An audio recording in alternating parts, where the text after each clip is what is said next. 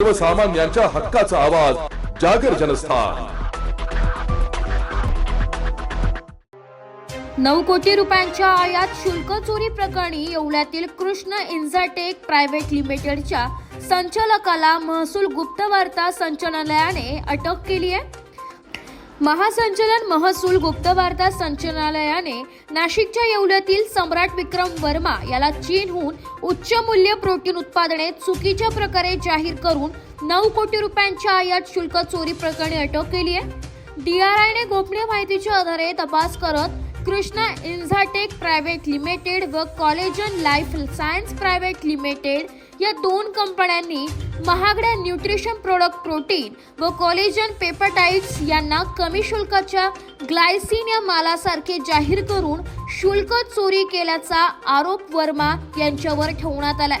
या कंपन्या नाशिकच्या येवला येथे कार्यरत आहे। दरम्यान विक्रम सम्राट वर्मा याची न्यायालयीन कोठडीत रवानगी करण्यात आली आहे। जागर जनस्थान करिता प्रतिनिधी सचिन वखारे येवला।